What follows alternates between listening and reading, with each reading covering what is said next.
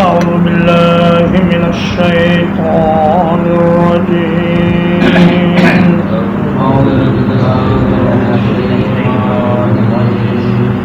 إنما المؤمنون الذين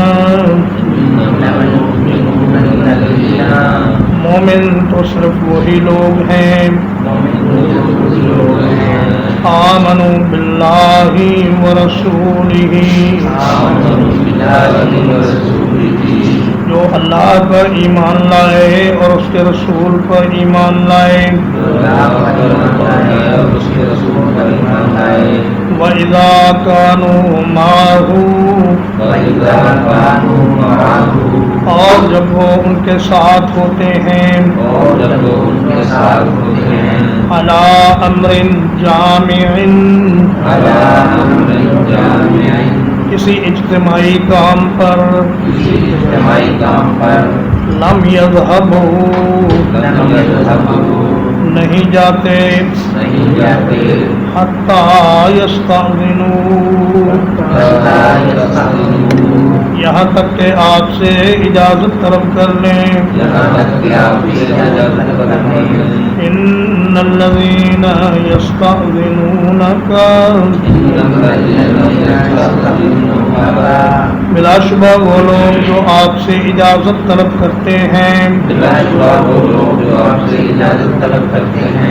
اولئک الذین یؤمنون باللہ یہی وہ لوگ ہیں جو اللہ کے ساتھ ایمان لاتے ہیں ورسولہ اور اس کے رسول کے ساتھ وَإِذَا اسْتَأْذَنُوكَ پھر جب وہ آپ سے اجازت طلب کریں لِبَعْضِ شَأْنِهِمْ اپنے بعض کاموں کے لیے فَأْذَن لِمَنْ شِئْتَ مِنْهُمْ تو اجازت دیجئے جس کے لیے آپ چاہیں وَاسْتَغْفِرْ لَهُمُ اللَّهُ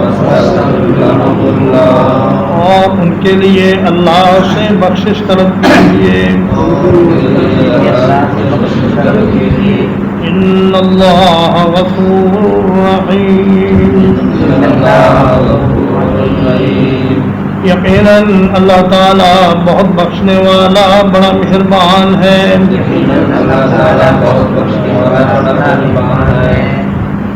فرمایا ایمان والے صرف وہ ہیں جو اللہ اور اس کے رسول کے ساتھ صدق دل سے ایمان لائے اور جب کسی جمع کرنے والے کام میں رسول اللہ صلی اللہ علیہ وسلم کے ساتھ ہوتے ہیں یعنی اجتماعی کام میں چاہے وہ جہاد کے لیے کوئی مجلس ہو یا واعظ و نصیحت کے لیے کوئی مجلس ہو یا باہمی مشورے کے لیے کوئی میٹنگ کال کی جائے تو مومن لوگ جو سچے مومن ہیں وہ اس مجلس سے غیر حاضر نہیں ہوتے بلا اجازت. ایک تو یہ ہے کہ آدمی مجلس میں حاضر ہی نہ ہو اور امیر کے حکم کی کوئی پرواہ نہ کرے، اور ایک یہ ہے کہ آئے مجلس میں لیکن پھر اجازت مانگنا شروع کر دے کہ یا رسول اللہ مجھے فلاں ضروری کام ہے، مجھے آپ اجازت دیجیے. منافقین کا یہ رویہ تھا کہ جب کوئی جہاد کے لیے مجلس قائم ہوتی، مشورہ ہوتا، تو وہ کہتے جی ان بیوتنا عورہ، یا رسول اللہ ہمارے گھر پیچھے سے بڑے غیر محفوظ ہیں تو ہمیں اجازت دیجیے ہم جا کر کوئی اپنے گھروں کی خبر لے. اور کچھ مخلص مسلمان بھی ایسے ہوتے تھے جن کو واقعی کوئی حاجت پیش آ جاتی تو وہ آپ صلی اللہ علیہ وسلم سے اجازت طلب کرتے. تو رسول اللہ صلی اللہ علیہ وسلم نے فرمایا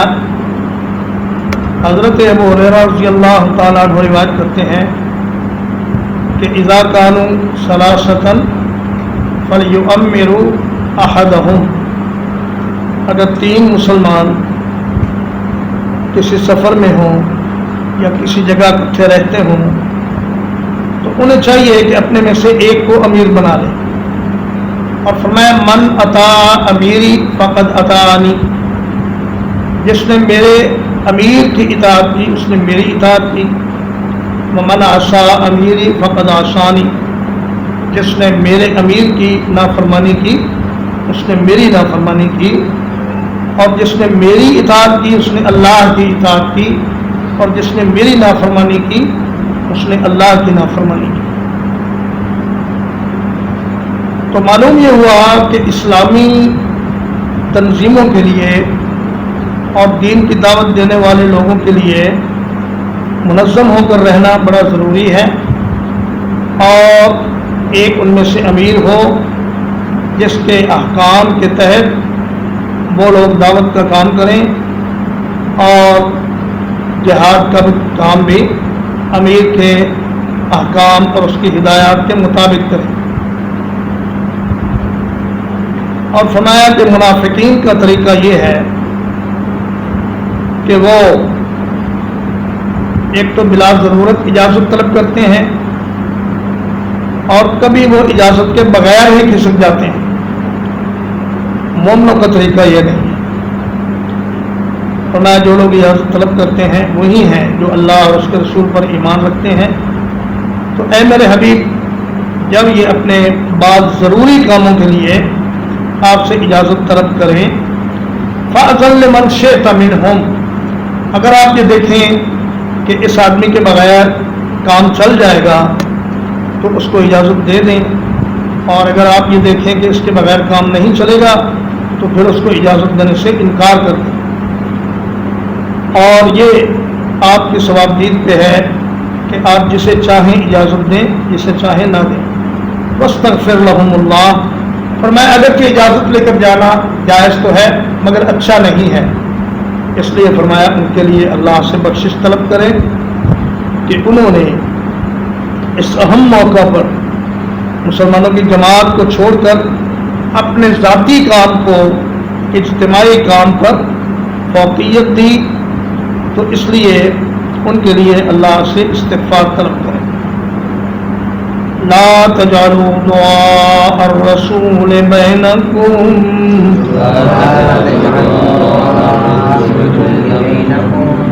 نہ بناؤ رسول کے پکارنے کو اپنے درمیان، کدعاء بعضکم بعضا، آپس میں ایک دوسرے کو پکارنے کی طرح۔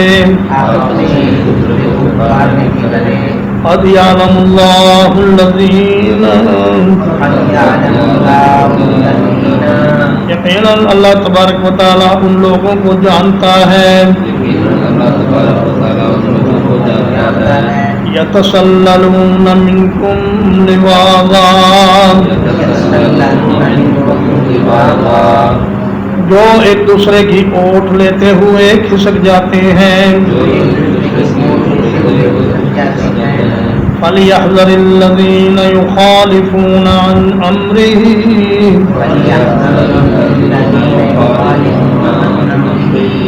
تو لازم ہے کہ وہ لوگ ڈریں جو آپ کے حکم سے پیچھے رہتے ہیں۔ ان تصیبہم فتنۃ، یہ کہ انہیں کوئی فتنہ پہنچ جائے، او یصیبہم عذاب علیم، یا انہیں کوئی دردناک عذاب پہنچ جائے۔ لا تجعلوا دعاء الرسول کے 3 معنی ہیں۔ ایک تو یہ کہ دعا کی اضافت اپنے فاعل کی طرف ہو، یعنی رسول اللہ صلی اللہ علیہ وسلم کے بلانے کو آپس میں ایک دوسرے کو بلانے جیسا نہ سمجھو، اس لیے کہ جب آپ ایک دوسرے کو بلاتے ہیں تو اس کے بلانے پر آنا یا نہ آنا اس کا آپ کو اختیار ہے، لیکن جب اللہ کے رسول کسی کو بلائیں تو پھر نہ آنے کا کوئی اختیار نہیں، اور ایک مومن پابند ہے کہ وہ اللہ کے رسول صلی اللہ علیہ وسلم کے بلانے پر فوراً چلا آئے۔ ایک صحابی نماز پڑھ رہے تھے، نفلی نماز، تو نبی کریم صلی اللہ علیہ وسلم نے ان کو آواز دی تو وہ نماز پڑھتے رہے۔ تو جب انہوں نے سلام پھیرا تو آپ نے فرمایا کہ اے میرے صحابی، میں نے تمہیں بلایا، تم آئے کیوں نہیں؟ تو عرض کیا یا رسول اللہ میں تو نماز میں تھا۔ تو فرمایا کہ کیا آپ نے قرآن مجید میں یہ نہیں پڑھا کہ یا ایھا الذین آمنوا استجیبوا للہ وللرسول اذا دعاکم لما یحییکم، کہ جب اللہ اور اس کے رسول آپ کو بلائیں تو فوراً ان کی بات کا جواب دیا کرو، اگر نفلی نماز ہے تو اس کو بھی چھوڑ دو اور رسول اللہ کی بات کو سنو اور آپ کے بلانے پر فوراً حاضر ہوا کرو۔ اور دوسرا معنی اس کا یہ ہے کہ دعا اپنے مفعول کی طرف مضاف ہے، یعنی رسول اللہ صلی اللہ علیہ وسلم کو بلانا آپس میں ایک دوسرے کو بلانے جیسا نہیں ہونا چاہیے۔ جیسے تم ایک دوسرے کا نام لے کر ایک دوسرے کو بلاتے ہو، اللہ کے رسول کو نام لے کر نہیں بلانا یا محمد کہہ کے نہیں بلانا، بلکہ نہایت پست آواز کے ساتھ، بڑے ادب کے ساتھ اور بڑی عاجزی کے ساتھ رسول اللہ یا نبی اللہ یا اللہ کا رسول کہہ کر بلانا ہے۔ اور فرمایا کہ یا ایھا الذین آمنوا لا ترفعوا اصواتکم فوق صوت النبی ولا تجهروا له بالقول كجهر بعضكم لبعض ان تحبط اعمالكم وانتم لا تشعرون۔ سورۃ الحجرات کی آیت نمبر 2 میں اللہ تعالیٰ فرماتے ہیں کہ اے مسلمانوں، رسول اللہ صلی اللہ علیہ وسلم کے سامنے اپنی آوازوں کو بلند نہ کرو، اور آپ کے بلانے کو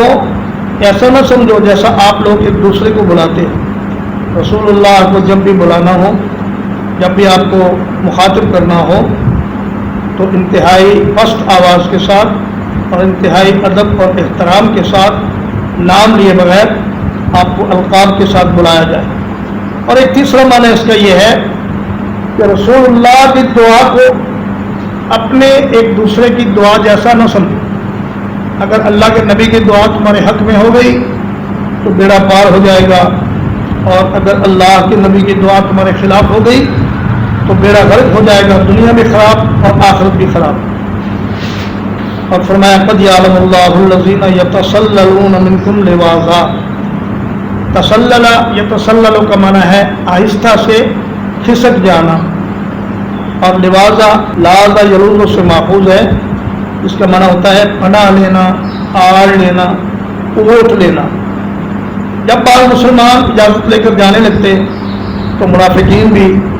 ان کے پیچھے چھپ کر یا ان کے کنارے اپنے آپ کو چھپا کر آہستہ سے نکل جاتے۔ فرمایا کہ وَإِذَا مَا أُنزِلَتْ سُورَةٌ نَظَرَ بَعْضُهُمْ إِلَىٰ بَعْضٍ هَلْ يَرَاكُم مِّنْ أَحَدٍ ثُمَّ انصَرَفُوا صَرَفَ اللَّهُ قُلُوبَهُمْ بِأَنَّهُمْ قَوْمٌ لَّا يَفْقَهُونَ۔ فرمایا جب کوئی صورت نازل ہوتی ہے ایک دوسرے کی طرف دیکھتے ہیں، کوئی ہمیں دیکھ تو نہیں رہا، اور پھر خاموشی سے بڑے احتیاط سے اور ایک دوسرے کی اوٹ لیتے ہوئے کھسک جاتے ہیں، تو اللہ پاک نے ان کے دلوں کو بھی پھیر دیا اور ایمان سے ان کو محروم کر دیا۔ فَلْيَحْذَرِ الَّذِينَ يُخَالِفُونَ عَنْ أَمْرِهِ۔ رسول اللہ صلی اللہ علیہ وسلم کے حکم کی مخالفت کرنے والا اسے دو باتوں سے ڈرنا چاہیے۔ ایک تو یہ کہ وہ کسی فتنے میں مبتلا ہو جائے، اور فتنے سے مراد یہاں شرک و بدعت ہے، جیسے فرمایا وَقَاتِلُوهُمْ حَتَّىٰ لَا تَكُونَ فِتْنَةٌ، کہ ان سے لڑائی کرو اس وقت تک جب تک کہ فتنہ باقی ہے، فتنہ ختم ہو جانے تک ان سے لڑتے رہو۔ تو جو رسول اللہ کے حکم کی مخالفت کرے گا وہ شرک و بدعت میں یا ایسے گناہ میں مبتلا ہو جائے گا جو انسان کی دنیا آخرت کو تباہ کرنے والا ہے، اور یصیبہم عذاب علیم، یا پھر انہیں عذاب علیم پکڑ لے گا۔ دنیا میں یا آخرت میں. تو جو لوگ یہ سمجھتے ہیں کہ رسول پاک کی حدیث سن کر پھر اس کو اس کی طرف توجہ نہ دی جائے اور اس پر کوئی عمل نہ کیا جائے، وہ بڑے خطرے سے دو چار ہیں. یا تو انہیں کسی فتنے کا ڈر ہے یا انہیں آخرت میں عذاب علیم کا ڈر ہے.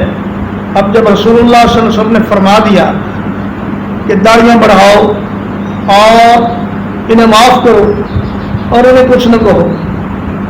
تو جو آدمی یہ کہے کہ رسول اللہ نے تو فرمایا ہے لیکن میں تو داڑھی منڈواؤں گا، اور وہ اس کو خطرہ ہے، اس کو ڈرنا چاہیے کہ کہیں وہ فتنے میں یا عذاب میں مبتلا نہ ہو جائے. الا ان للہ ما فی السماوات والارض، خبردار رہو یقیناً اللہ ہی کے لیے ہے جو کچھ آسمانوں میں ہے اور جو زمین میں ہے.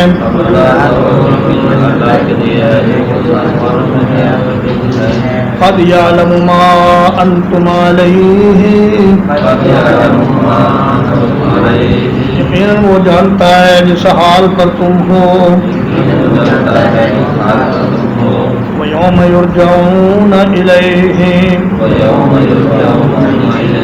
اور جس دن اس کی طرف وہ لوٹائے جائیں گے. وَيُنَبِّئُهُم بِمَا عَمِلُوا، تو انہیں ان کے اعمال کی خبر دے گا. اللہ بکل شیء علیم، اور اللہ تعالیٰ ہر ایک چیز کو خوب جاننے والا ہے. فرمایا زمین و آسمان کی ہر چیز اللہ کی ملکیت ہے اور مملوک کو یہ حق نہیں کہ وہ مالک کی مرضی کے خلاف کام کرے. اللہ پاک تمہارے دلوں کی حالتوں کو بھی جانتا ہے، تمہارے اعمال کے اخلاص کو یا دکھاوے کو بھی جانتا ہے، اور جس دن اس کی طرف لوٹ کر جاؤ گے اس دن وہ تمہیں بتائے گا کہ تم دنیا میں کیا کر کے آئے ہو. یہاں بتانا صرف بتانے کے معنی میں نہیں بلکہ اعمال کی جزا دینے کے معنی میں ہے کہ اللہ پاک تمہیں بتائے گا بھی اور اعمال کا بدلہ بھی دے گا، اچھے اعمال کا اچھا بدلہ اور برے اعمال کا برا بدلہ. ترجمہ ایک بار، انما المؤمنون الذین، مومن تو صرف وہ لوگ ہیں آمنوا باللہ ورسولہ، جو اللہ پر اور اس کے رسول پر ایمان لائے. وَإِذَا كَانُوا مَعَهُ عَلَىٰ أَمْرٍ جَامِعٍ، اور جب وہ آپ کے ساتھ کسی جمع کرنے والے کام پر ہوتے ہیں. لم یذهبوا، نہیں جاتے. حتی یستأذنوا، یہاں تک کہ آپ سے اجازت طلب کر لیں. ان الذین یستأذنونک، لا شبہ وہ لوگ جو آپ سے اجازت طلب کرتے ہیں. اولئک الذین یؤمنون باللہ ورسولہ، یہی وہ لوگ ہیں جو اللہ پر اور اس کے رسول پر ایمان رکھتے ہیں. فَإِذَا اسْتَأْذَنُوكَ لِبَعْضِ شَأْنِهِمْ، تو جب وہ اپنے بعض کاموں کے لیے آپ سے اجازت طلب کریں. فَأْذَن لِمَنْ شِئْتَ مِنْهُمْ، تو اجازت دیجیے جو آپ ان میں سے چاہیں. فَاسْتَغْفِرْ لَهُمُ اللَّهُ، اور ان کے لیے اللہ سے بخشش طلب کیجیے. ان اللہ غفور رحیم،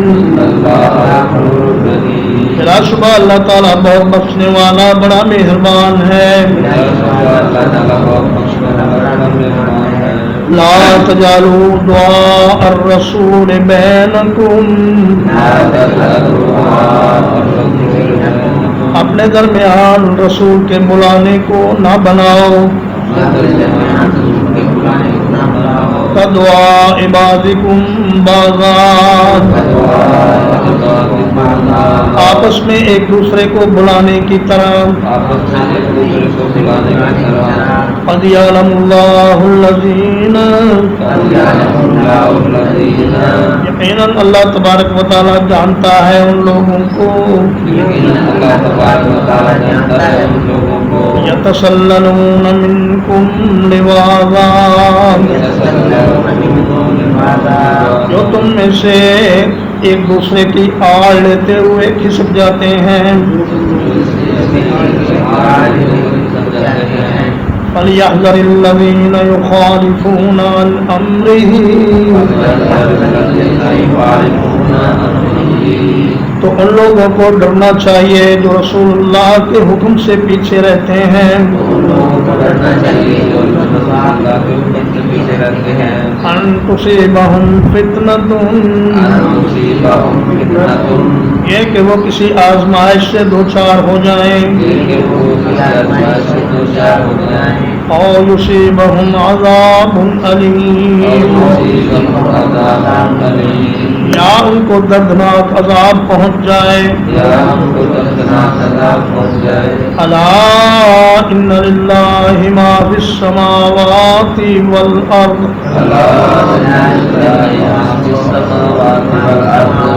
خبردار رہو یقیناً اللہ ہی کے لیے ہے جو کچھ آسمانوں میں ہے اور جو زمین میں ہے،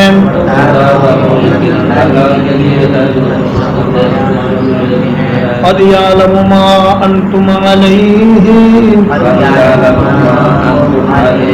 یقیناً وہ جانتا ہے جس حال پر تم ہو، وَيَوْمَ يُرْجَعُونَ إِلَيْهِ، اور جس دن اس کی طرف لوٹائے جائیں گے، فَيُنَبِّئُهُم بِمَا عَمِلُوا، تو انہیں ان کے اعمال کی خبر دے گا، واللہ بکل شیء علیم، اور اللہ تعالیٰ ہر چیز کو خوب جاننے والا ہے۔ الحمدللہ اللہ پاک کی توفیق اور احسان سے سورۃ النور کا ترجمہ اور تفسیر ختم ہوئی۔ اب انشاءاللہ اس کے بعد سورۃ الفرقان شروع ہوگی۔ وصلی اللہ علی نبینا محمد وآلہ وصحبہ اجمعین۔